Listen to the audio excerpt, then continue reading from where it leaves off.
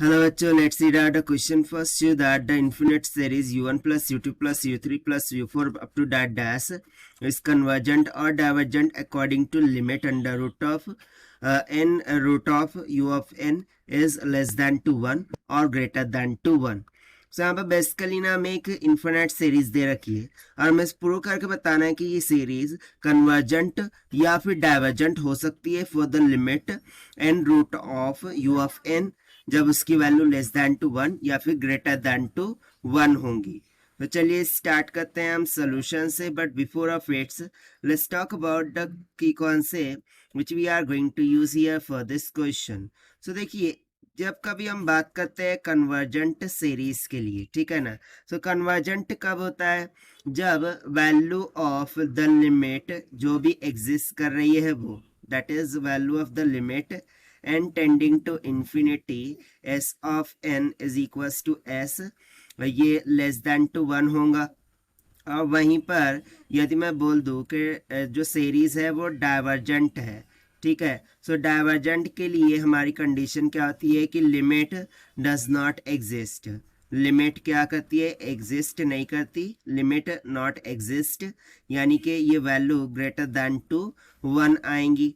सो इस कंसेप्ट को हम यहाँ पर यूज करते हुए सबसे पहले हम क्या बोलेंगे, और ठीक है, ये तो हो गया कन्वर्जेंट एंड डाइवर्जेंट का. एक और कॉन्सेप्ट है दैट इज थर्ड कॉन्सेप्ट जिसमें हम जियोमेट्रिक प्रोग्रेशन का यूज करने वाले हैं, ठीक है. सो उसको हम through out the question he use करके बता देंगे. तो चलिए सबसे पहले तो मैं सीरीज लिख लेता हूँ कि हमें दे रखा है u1 प्लस में u2 प्लस में u3 प्लस में u4 plus up to that dash. ये कहाँ तक है भाई? सो प्लस में इंफिनिटी तक है, ठीक है ना. सो यदि मैं यहाँ पर एक जियोमेट्रिक प्रोग्रेशन कंसिडर करूँ, क्या कंसिडर करूँ? एक जियोमेट्रिक प्रोग्रेशन सीरीज कंसिडर करूँ. सो उसके अकॉर्डिंग क्या होता है कि 1 प्लस में r का स्क्वायर प्लस में r का cube plus it will be up to that dash होगा, ठीक है ना. सो इसके लिए हम क्या बोल सकते हैं? Then u of n divided by r S to the power n b finite होगा, ठीक है. ये क्या होगा? b फाइनाइट होगा. So the two series will be both convergent and divergent. दोनों हो सकती है सीरीज, कन्वर्जेंट भी और डाइवर्जेंट भी. कब? जब u of n and r S to the power n ये किसी कांस्टेंट k के इक्वल हो जाए, right. Not taking n root on both side. So यदि n root on both side ले लो तो n root of u of n that will be equals to n root of k हो जाएगा.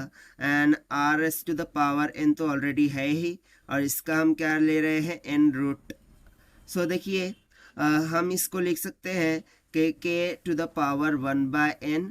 यहाँ पर हम लिख देते हैं r S to the power 1 by r S to the n, और उसका bracket raise to 1 by n हो जाएगा. और ये किसकी वैल्यू है? So n root of u of n की वैल्यू है. So this will be equals to n से n कैंसिल हो गया. नो k ऑलरेडी एक कांस्टेंट की वैल्यू है जो कि बेसिकली इसके रेशियो की वैल्यू है, और इसकी रेशियो की वैल्यू बहुत ही लेस होंगी. सो कैन आई से दैट कि k raise to 1 by n इसकी वैल्यू नियर अबाउट किसकी इक्वल है भाई? 1 की इक्वल है. सो मान लेते हैं कि नियर अबाउट 1 की इक्वल है, ठीक है ना. सो उसके अकॉर्डिंग हमें ये जो n root of u of n है वो सिंपली किसकी इक्वल मिल जाएगा? r की इक्वल मिल जाएगा. तो देखिए यहाँ से हम डिफाइन कर सकते हैं कि जो r है यदि वो लेस देन टू 1 होगा, so the auxiliary series is convergent. हम क्या बोल सकते हैं कि जो ऑक्सिलरी सीरीज है वो हो जाएंगी कन्वर्जेंट, इज कन्वर्जेंट. और यदि ये जो वैल्यू है r की ये ग्रेटर देन टू 1 हो जाए, सो उस टाइम पर हम बोल सकते हैं कि जो ऑक्सिलरी सीरीज है, ऑक्सिलरी सीरीज इज डाइवर्जेंट, ठीक है ना. ऑक्सिलरी सीरीज क्या हो जाएंगी? डाइवर्जेंट हो जाएंगी.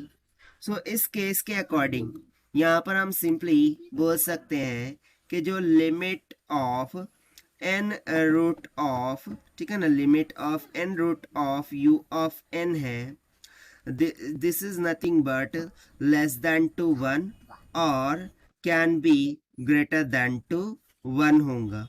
और देखिए यही तो हमें प्रूव करना था थ्रू आउट द क्वेश्चन, जो कि हमने प्रूव कर दिया है by using the concept of conversion and diversion and by considering a series of geometric progressions. So this is the required solution. I hope you understood well. Best of luck. Thank you.